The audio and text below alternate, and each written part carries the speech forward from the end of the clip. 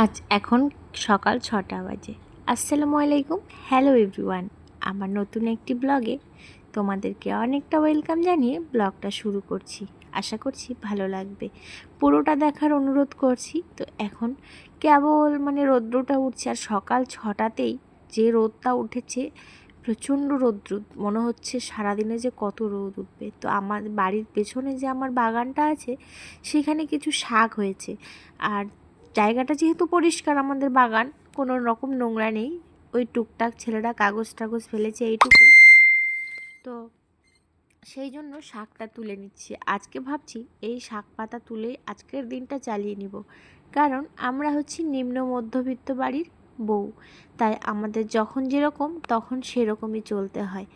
আর আমাকে তাড়াতাড়ি করে রান্নাটা করতে হবে, তাই সকালবেলা ঘুম থেকে উঠেই ফ্রেশ হয়ে আগে শাকটা তুলতে এসেছি, কারণ বেশি রৌদ্র উঠে গেলে আবার কিন্তু রোদে শাক তুলতে পারবো না। তো অনেকগুলোই শাক হয়েছে, এই যে লাল শাক হয়েছে, সাদা শাক হয়েছে, আবার হচ্ছে কলমি শাকও হয়েছে কিন্তু।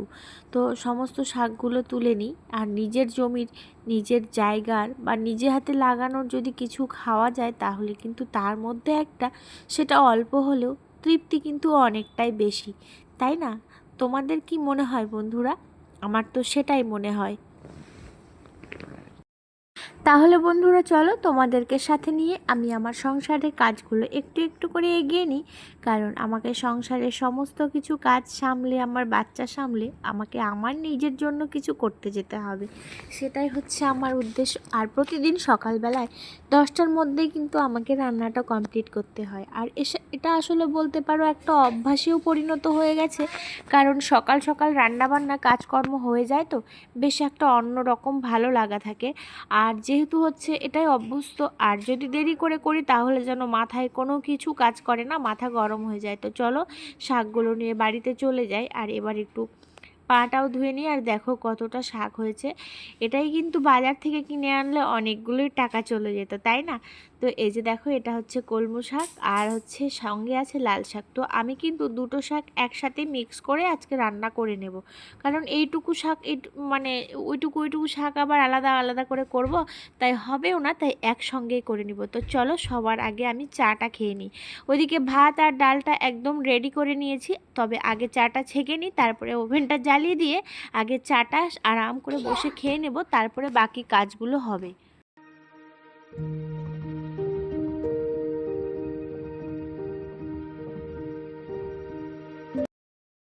চাটা বসিয়ে দিয়ে আমি কিন্তু এদিকে ভাতের জন্য চালটাও ধুয়ে নিয়েছিলাম, আর ডাল আর আলুটা ধুয়ে রেডি করে এখন গ্যাসটা জ্বালিয়ে দিব, দিয়ে ওটা ওটা ভাত আর ডাল ওদের মতো হতে থাক, আর আমি এদিকে আমার মতো করে আরাম করে রিল্যাক্সে একটু বসে বসে চাটা খাই, তাই না?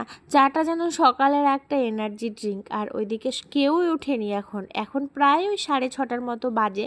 তো সবাই ঘুমিয়েই আছে, আর আমি সকাল সকাল একাই উঠেছি, তাই কারোর জন্য আর কিছু করিনি, শুধু নিজের জন্য 1 কাপ চা করে নিয়েছি, আর এদিকে সবজি কাটাকুটি করে রেডিও করে নিয়েছি। যেদিকে আমার অলরেডি ভাতও হয়ে গেছে, ডালটাও হয়ে গেছে, আর করব শাক ভাজাও হয়ে গেছে, কিন্তু এদিকে করব আমড়ার চাটনি আর পটল ভাজা, শাক। আজকে একদম সিম্পল মেনু, মাছ মাংস কিচ্ছুই ছিল না। তো এই যে দেখো, পটল ভাজাটাও বসিয়ে দিয়েছি। আর পটল এতগুলোর কারণ হচ্ছে যে অনেকগুলো পটল ছিল, নষ্ট হয়ে যাচ্ছিলো, পেকে যাচ্ছিলো, তাই ফেলে দেওয়ার থেকে ভাজা করে তাও 2-1টা করে খেলেও কিন্তু লাভ, তাই না? ফেলে দিলে তো একদমই পুরোটাই নষ্ট। আর এখন যা সবজির দাম, ফেলে দিতে প্রচণ্ড মায়া লাগে। এদিকে আমার রান্নাও কমপ্লিট। এই যে গরম গরম ভাত, এখানে ডাল, মুসুরের ডাল, পাতলা করেই করেছি আজকে ডালটা, আর এখানে হচ্ছে আমড়ার চাটনি, এখানে আলু মাখা আছে, নিচে আছে শাক ভাজা। ভীষণ টেস্টি হয়েছিল প্রত্যেকটা খাবারই। আর এই যে এখানে হচ্ছে আলু আর করলা ভাজা করেছিলাম, আর এখানে হচ্ছে সেই একটু ওই মুরগির ছাড় যে থাকে না, পা, তারপরে মেটে, ওগুলো। তো আর এই যে এখন আমি খাবার থালাটাও রেডি করে নিয়েছি, আর আমি খেয়ে দিয়ে বেরিয়ে যাব। খাওয়া দাওয়া আমার কমপ্লিট হয়ে গেল, আমি রেডিও হয়ে গেছি, আর এই যে আমরা এখন বেরিয়েও পড়েছি। তো আমার হাজব্যান্ড একটুখানি আমাকে বাসে তুলে দিয়ে আসবে, বাস স্ট্যান্ডে দিয়ে আসবে। তো এই যে, আর যা রৌদ্র, বাপরে বাপ, কেবল 10:30 বাজে, রৌদ্রের জন্য তাকানোই যাচ্ছে না, প্রচণ্ড রোদ আর গরম কয়েকদিন থেকেই হচ্ছে, তবে একদিক থেকে কিন্তু বেশ ভালোই লাগছে, তাই না? যে কোনো অনুষ্ঠানে বৃষ্টি বাদল হলে কিন্তু মোটেও ভালো লাগে না, আমাদের কারোরই ভালো লাগে না।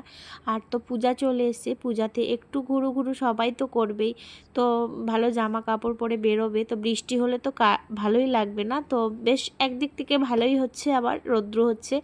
আর এই যে আমরা চলেও এসেছি বাস স্ট্যান্ডে, একটুখানি দাঁড়াবো, আর দাঁড়ানোর পরে বাসে উঠে যাব। তো বাস চলে এসছে, তো এই যে বাসে উঠে গেছি। আর এই যে সবুজ প্রকৃতি, আমার দক্ষিণ দিনাজপুর জেলা হচ্ছে সবুজ প্রকৃতিতে ঘেরা, তাই না? ভীষণ ভালো লাগছে দেখতে, তাই একটু ক্যাপচার না করে তো পারলামই না থাকতে। তো এই যে, আর এই যে দেখো শরতের আকাশ, এটা তো দারুণ অসাধারণ দৃশ্য, তাই না? আর এই যে দেখো পুজো পুজো গন্ধ চলে এসছে, আর তো 2-1 দিন মাত্র বাকি। তবে ব্লগটা এখানেই শেষ করছি, দেখা হবে নতুন একটা ব্লগের মাধ্যমে। ততক্ষণ ভালো থেকো, সুস্থ থেকো, খোদা হাফেজ।